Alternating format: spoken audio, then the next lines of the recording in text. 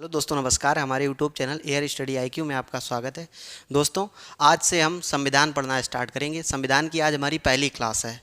तो आज हम संविधान सभा के बारे में जानेंगे। संविधान जो कैसे हमारा तैयार हुआ, कैसे कैसे इसमें आगे काम हुआ, समितियां क्या क्या बनी, इन सब बारे में पढ़ेंगे।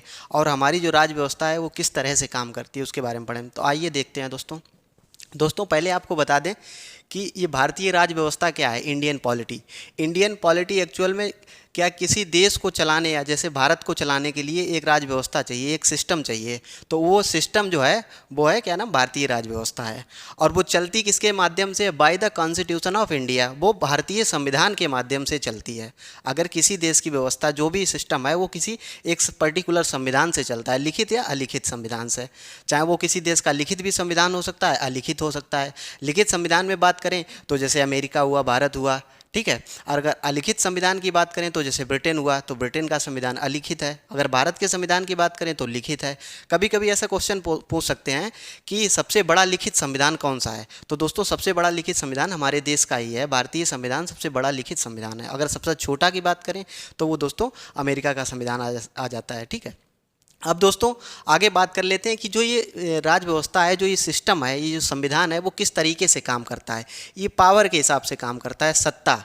मतलब कोई सिस्टम है वो सत्ता पे काम करता है। जैसे नहीं, हम लोग आम बोलचाल में बोल भी देते हैं कि सत्ता उसके पास है, या सत्ता भाजपा के पास है, या कांग्रेस के पास है, या प्रदेश स्तर पे कभी कभी कोई पार्टी होती है, बोल देते हैं। तो सत्ता पे काम करता है। ये सत्ता किन स्तर पे काम करती है? 3 स्तरों पे काम करती है। पहला होता है दोस्तों लेजिस्लेचर, दूसरा होता है एग्जीक्यूटिव, तीसरा होता है जुडिशरी, यानी विधायिका, कार्यपालिका और न्यायपालिका। ये सत्ता 3 स्तर पे काम करता है, पावर। जैसे विधायिका है तो विधायिका क्या करती है? कानून बनाती है, ठीक। और जो कार्यपालिका है वो क्या करती है? इस कानून को मतलब पालन करवाने के लिए, एग्जीक्यूट करवाने के लिए काम करती है। अब जैसे इस जो काम इसने एग्जीक्यूट करवाया, अगर उसमें कोई गफला हुआ, कोई दिक्कत हुई, तो न्यायपालिका उस पर निर्णय देती है, उसका संशोधन करवा देती है, ठीक है। तो ये इसका सिस्टम है। अब अगर बात करें, ये जो तीनों चीज़ें हैं, कार्यपालिका, विधायिका और न्यायपालिका, ये तीनों चीज़ें 3 स्तर पे काम करती हैं। पहला दोस्तों केंद्रीय स्तर पे, केंद्रीय यानी संघीय सरकार, यानी सेंट्रल लेवल पे। दूसरा होता है दोस्तों राज्य स्तर पे, यानी राज्य सरकार। राज्य स्तर पे क्या काम करता है? राज्य सरकार यानी स्टेट गवर्नमेंट। स्थानीय स्तर पे यानी स्थानीय सरकार। इस पे 2 होती हैं दोस्तों। एक आप जानते होंगे, पहली दोस्तों होती है पंचायतें, ठीक है। जो दूसरी होती है वो 2 होती हैं नगर पालिकाएं दोस्तों, यानी दोस्तों पंचायतें या म्यूनसिपैलिटीज़, यानी दो दो चीज़ें काम करती हैं, यानी 2 लेवल पे काम होता है। जैसे नगर में जो होता है वो नगर पालिका काम करती है, और जो ग्राम लेवल पे होता है वो पंचायतें काम करती हैं। तो तीसरा लेवल है स्थानीय स्तर। अब दोस्तों बात कर लेते हैं जो ये हमारी संविधान सभा है, यानी संविधान सभा कैसे, इसका मतलब विकास कैसे कैसे हुआ, आगे कैसे, मतलब हमारा संविधान बना कैसे। ये जो सरकारें काम करती हैं, यानी विधायिका, कार्यपालिका, न्यायपालिका, इसका सिस्टम चलता कैसे है? तो वो चलता है संविधान के हिसाब से। अब संविधान का निर्माण कैसे हुआ दोस्तों? पहले तो हमारे देश में अंग्रेजों का शासन था, तो इसका निर्माण कैसे हुआ? तो इसका निर्माण हुआ दोस्तों संविधान सभा के माध्यम से। पहले संविधान सभा बनी हमारे देश में।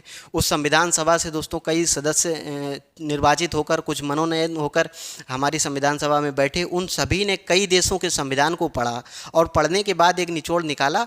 इसके बाद उस जो निचोड़ बना, यानी जो भी उन्होंने लिख के दस्तावेज तैयार किया, उसे संविधान बोलते हैं। यानी दोस्तों उसे कॉन्स्टिट्यूशन जो बना हमारा, वो संविधान सभा के माध्यम से बना, यानी कॉन्स्टिट्यूंट असेंबली के माध्यम से बना। तो दोस्तों अगर संविधान सभा की बात करें तो इसकी प्रथम मांग कब हुई? सबसे पहले अगर इसकी मांग की बात करें, फर्स्ट डिमांड इसकी दोस्तों हुई 1895 में। 1895 में दोस्तों बाल गंगाधर तिलक जी ने सबसे पहले इसकी मांग की। और ये आप लोग जानते भी होंगे दोस्तों, बाल गंगाधर तिलक को सबसे पहले इन्होंने कहा कि हमारी एक संविधान सभा हो, उसके माध्यम से अपने देश को चलाने के लिए हम एक संविधान तैयार करें, ऐसा इन्होंने कहा पहली बार। अगर बात करें इसकी औपचारिक मांग की, बहुत लोगों ने बारी बारी से मांग की है दोस्तों। जैसे पंडित जवाहरलाल नेहरू जी ने भी मांग की थी, ठीक है। अब अगर इसकी औपचारिक की मांग की बात करें तो दोस्तों एम एन रॉय नाम के एक व्यक्ति थे दोस्तों। उन्होंने इसकी औपचारिक रूप से यानी लिखित रूप से इसकी मांग की। अब आगे दोस्तों बता दें जो संविधान सभा है यानी ये किस माध्यम से बनी। तो एक प्लान आया दोस्तों, ब्रिटिश गवर्नमेंट ने एक प्लान भेजा, कैबिनेट मिशन प्लान यानी कैबिनेट मिशन योजना भेजी, और उसमें 3 सदस्य थे दोस्तों। पहला था क्रिप्स, स्टेफोर्ड क्रिप्स, ठीक है। दूसरे थे अलेक्जेंडर, तीसरे थे पैंथिक लॉरेंस। जो पैंथिक लॉरेंस थे इस कैबिनेट मिशन प्लान के दोस्तों अध्यक्ष थे। दोस्तों ये जो पैंथिक लॉरेंस थे ये कैबिनेट मिशन योजना के अध्यक्ष थे, और इन्होंने ही दोस्तों संविधान सभा बनाने के लिए ये मिशन आया था। जब संविधान सभा बनी तो इस मिशन के ही माध्यम से बनी दोस्तों। अब दोस्तों बात कर लें, अगर संविधान सभा बनी तो उसमें कुछ सदस्य जो चुने गए तो वो किस माध्यम से चुने गए दोस्तों। वो 1 जुलाई को दोस्तों पहली बार इलेक्शन हुआ, प्रथम निर्वाचन हुआ दोस्तों, first election for constituent assembly. तो दोस्तों जब इलेक्शन हुआ उसके माध्यम से दोस्तों संविधान सभा में कुछ लोग चुन के गए हमारे पूरे मतलब पूरे देश से, भारत देश से। तो उसके बाद दोस्तों जो ये सदस्य चुने गए वो 389 सदस्य थे। 389 जो सदस्य थे दोस्तों उसमें 292 कांग्रेस से चुने गए, 93 सदस्य दोस्तों देसी रियासतों से गए, और 4 सदस्य दोस्तों ब्रिटिश कमिश्नरी से गए। टोटल सदस्य कितने थे दोस्तों? 389 सदस्य। इस पहले जो 292 थे वो दोस्तों कांग्रेस से थे, 93 सदस्य देसी रियासतों से, और 4 सदस्य ब्रिटिश कमिश्नरी से। अब दोस्तों ये जो 389 सदस्य थे उसमें 296 सदस्य, जो ये 92 और 4 96 यानी जो 296 सदस्य थे इनका दोस्तों निर्वाचन हुआ था। जो 296 सदस्य थे उनका निर्वाचन हुआ, और दोस्तों 93 जो सदस्य थे उनका मनोनयन हुआ। जो देसी रियासतों के राजा महाराजा वगैरह थे उनका दोस्तों मनोनयन हुआ, और जो 296 सदस्य थे उनका दोस्तों निर्वाचन हुआ, यानी इलेक्शन हुआ। मनोनयन और निर्वाचन में आप फर्क समझते होंगे। निर्वाचन का मतलब होता है कि जनता के द्वारा वोट करके, जो पहले क्या था 21 साल की उम्र में लोग वोट करते थे, तो 21 साल की उम्र से ज़्यादा के जो लोग हैं वो कुछ सदस्यों को वोट करके उन्हें चुनेंगे, वो दोस्तों निर्वाचन हो जाता है। और मनोनयन क्या होता है कि जो सरकार होती है, जो सत्ता होती है उसे अपने आप चुन ले, यानी जो भी अध्यक्ष होगा सत्ता का, पहले वायसराय होता था, यानी जो वायसराय हमारे थे उन्होंने दोस्तों ये मनोनयन किया। अब दोस्तों 93 सदस्य मनोनयन से आए और 296 निर्वाचन से। तो जो 296 सदस्य थे उसमें 208 सदस्य केवल कांग्रेस से निकले, इंडियन नेशनल कांग्रेस से। और 73 सदस्य जो थे वो मुस्लिम लीग से थे, 15 सदस्य अदर पार्टियां, कई सारी हमारे देश में पार्टियां थी, उनसे 15 सदस्य थे। तो दोस्तों फाइनली क्या हुआ, 2 सितंबर 1946 को हमारी अंतरिम सरकार का गठन हो गया, और हमारी जो है संविधान सभा का भी गठन हो गया। ठीक है, इस तरह से काम हुआ। तो अब सदस्य एक बार आप देख लीजिए, सदस्यों का ज़्यादा पूछ देते हैं, कभी कभी एग्जाम में सदस्यों के बारे में ज़्यादा पूछ देते हैं। टोटल सदस्य अगर पूछेंगे तो 389 थे, उसमें दोस्तों 292 सदस्य कांग्रेस से थे, 93 सदस्य देसी रियासतों से आए थे, 4 सदस्य ब्रिटिश कमिश्नरी से थे। ठीक है, अब इसमें 296 में अगर बात कर दें तो जो 296 सदस्य थे ये दोस्तों 208 सदस्य इसमें क्या नाम इंडियन नेशनल कांग्रेस से थे, 73 सदस्य मुस्लिम लीग से थे, और 15 सदस्य अदर उससे थे। ठीक है, इसके बाद दोस्तों 2 सितंबर 1946 को हमारी फाइनली गवर्नमेंट का जो है वो अंतरिम सरकार का गठन हो गया। अब आगे देखते हैं दोस्तों कैसे कैसे हमारी क्या नाम जो बैठकें हुई संविधान सभा की, उन बैठकों के बारे में देख लेते हैं। ठीक है दोस्तों, अब हम देखते हैं जो हमारी संविधान सभा में जो प्रथम 3 बैठकें हुई जो बहुत इंपॉर्टेंट है हमारे लिए, उन बैठकों के बारे में देख लेते हैं। तीनों बैठकों में क्या क्या हुआ और कैसे कैसे उनमें काम हुआ। तो जो हमारी पहली बैठक हुई दोस्तों वो हुई 9 दिसंबर 1946 को। दोस्तों जो प्रथम बैठक हुई हमारी वो 9 दिसंबर 1946 को हुई। उसमें काम क्या हुआ दोस्तों, अस्थायी अध्यक्ष चुने गए। सच्चिदानंद सिन्हा जी जो थे वो अस्थायी अध्यक्ष चुने गए। क्यों चुने गए दोस्तों, सबसे ज़्यादा उम्र दराज व्यक्ति जो थे वो सच्चिदानंद सिन्हा जी थे, सबसे ज़्यादा उम्र में बड़े यही थे, इसीलिए मान लिया गया कि इनको अध्यक्ष अस्थायी रूप से, क्योंकि जैसे अगर संविधान सभा काम कर रही है तो कोई अध्यक्ष होगा, जब अध्यक्ष होगा तभी तो किसी नए अध्यक्ष का चुनाव हो सकता है, वही डिसाइड करेगा ना, इसलिए अस्थायी अध्यक्ष को ज़्यादा उम्र के व्यक्ति सच्चिदानंद सिन्हा जी को अध्यक्ष मान लिया गया। अब दोस्तों दूसरी बैठक हुई। दूसरी बैठक कब हुई दोस्तों, 11 दिसंबर 1946 को हुई। जब 11 दिसंबर 1946 को दूसरी बैठक हुई तो स्थायी रूप से एक अध्यक्ष चुने गए, डॉक्टर राजेंद्र प्रसाद जी को। स्थायी रूप से अध्यक्ष चुने गए डॉक्टर राजेंद्र प्रसाद जी। इसके बाद उपाध्यक्ष चुने गए। उपाध्यक्ष चुने गए HC मुखर्जी जी, और एक वैधानिक सलाहकार चुने गए BN राव जी। दोस्तों स्थायी अध्यक्ष कौन चुने गए, डॉक्टर राजेंद्र प्रसाद। उपाध्यक्ष कौन थे दोस्तों, HC मुखर्जी, और जो वैधानिक सलाहकार थे वो थे BN राव। ठीक है, अब तीसरी बैठक हुई दोस्तों, तीसरी बैठक 13 दिसंबर 1946 को हुई। इसमें क्या हुआ दोस्तों, जो पंडित जवाहरलाल नेहरू जी थे, ये दोस्तों अंतरिम सरकार के प्रधानमंत्री भी थे, तो इनके द्वारा दोस्तों हमारे संविधान सभा की जो क्या नाम उद्देशिका पेश की गई। ये सबसे इम्पॉर्टेंट है दोस्तों, ये पूछ देते हैं कि जो क्या नाम किस बैठक में दोस्तों उद्देशिका पेश की, जो संविधान सभा की उद्देशिका पेश की गई, तो वो दोस्तों 13 दिसंबर 1946 को दोस्तों पेश की गई, जो आगे चलकर दोस्तों प्रियम्बल बनी, यानी प्रस्तावना, जो हमारे संविधान की प्रस्तावना है वो दोस्तों इसी मीटिंग में पेश की गई 13 दिसंबर 1946 को। एक बार फिर देख लीजिए, जो पहली बैठक हुई दोस्तों वो हुई 9 दिसंबर 1946 को। इसमें अस्थायी अध्यक्ष चुने गए सच्चिदानंद सिन्हा जी, ठीक है। दूसरी जो बैठक हुई वो 11 दिसंबर 1946 को हुई। उसमें स्थायी अध्यक्ष चुने गए डॉक्टर राजेंद्र प्रसाद, उपाध्यक्ष चुने गए HC मुखर्जी जी, और दोस्तों वैधानिक सलाहकार चुने गए BN राव जी, ठीक है। अब तीसरी बैठक हुई दोस्तों, ये हुई 13 दिसंबर 1946 को। इसमें दोस्तों जो हमारे पंडित जवाहरलाल नेहरू जी जो अंतरिम सरकार के प्रधानमंत्री थे, उन्होंने दोस्तों क्या किया कि संविधान की उद्देशिका को पेश किया, और वो आगे चलकर हमारी प्रियम्बल बनी, प्रस्तावना बनी। जो दोस्तों हम कभी संविधान पढ़े या NCERT की किताबें पढ़ते हैं, उसमें पहले दिया होता है कि हम भारत के लोग, ऐसे करके आगे पूरी दी होती है, तो वो हमारी संविधान की प्रस्तावना है। अब दोस्तों बता दें कि आगे दोस्तों क्या हुआ, 20 फरवरी 1947 को डिक्लेरेशन ऑफ इंडियन इंडिपेंडेंस, यानी भारतीय स्वतंत्रता की घोषणा की गई। 20 फरवरी 1947 को भारतीय स्वतंत्रता की घोषणा की गई। ये दोस्तों किनके द्वारा की गई, by the Clement Attlee. Clement Attlee के द्वारा कहा गया कि 30 जून 1948 से पहले भारत को आज़ाद कर दिया जाएगा। ये क्लीमेंट एटली कौन थे, PM ऑफ ब्रिटेन दोस्तों, ये ब्रिटेन के प्रधानमंत्री थे। इनके द्वारा कह दिया गया कि मतलब कोई डेट तो निश्चित नहीं की गई, लेकिन ये बता दिया गया कि 30 जून 1948 से पहले भारत को हम आज़ाद कर देंगे, ठीक है।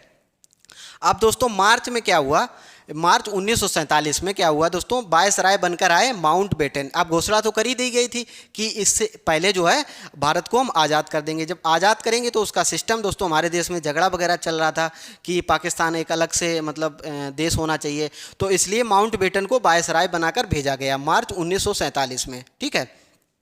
इन्होंने क्या किया, इन्होंने एक योजना लाई है दोस्तों, माउंट बेटन योजना या माउंट बेटन प्लान दोस्तों। इसके माध्यम से क्या किया गया दोस्तों, partition of India and Pakistan, मतलब पाकिस्तान और इंडिया का बंटवारा। माउंट बेटन प्लान के द्वारा क्या काम किया गया, partition of India and Pakistan, Pakistan और भारत का बंटवारा कर दिया गया। दोस्तों ऐसे क्वेश्चन भी आ जाता है कि कौन सा ऐसा प्लान था जिसके माध्यम से भारत और पाकिस्तान का बंटवारा हुआ था, तो दोस्तों वो यही प्लान था दोस्तों, माउंट बेटन योजना।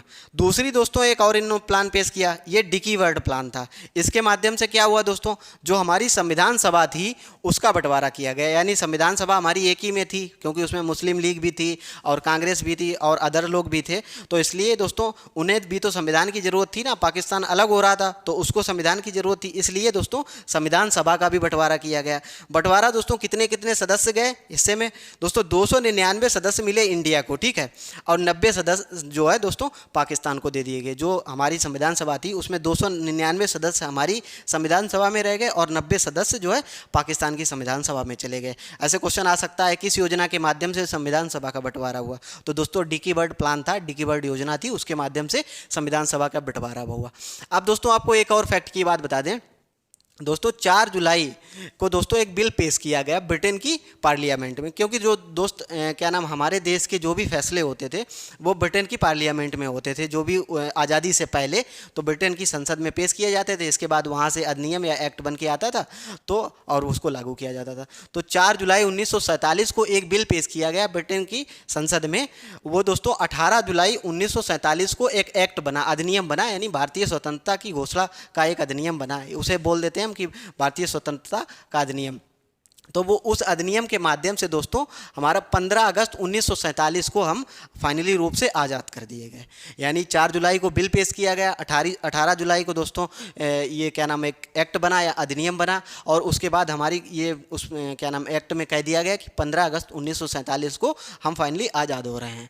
तो ये कुछ है दोस्तों हमारी आज़ादी का वो। अब आगे देख लेते हैं जो हमारी संविधान सभा है उसमें दोस्तों जो समितियां बनी, जो भी दोस्तों समितियां बनी उसके अध्यक्ष बने, क्या क्या उसका सिस्टम रहा, प्रारूप समिति के अध्यक्ष कौन थे, उसके बारे में आगे अब हम देख लेते हैं। जो हमारी क्या नाम ड्राफ्टिंग कमेटी बनी या प्रारूप समिति बनी उसके अध्यक्ष कौन बने और उसमें कौन कौन से सदस्य थे, फाइनली हमारा संविधान कितने दिनों में बन के तैयार हुआ, उसके बारे में आगे हम बता देते हैं आपको।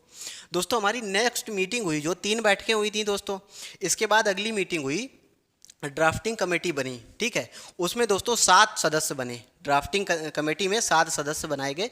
एक सदस्य अध्यक्ष बने दोस्तों, उनका नाम था B.R. अम्बेडकर। दोस्तों आप लोग सभी उनसे परिचित भी हैं और बहुत फेमस ये हैं दोस्तों, हमारे संविधान के जनक भी माने जाते यही हैं B.R. अम्बेडकर जी।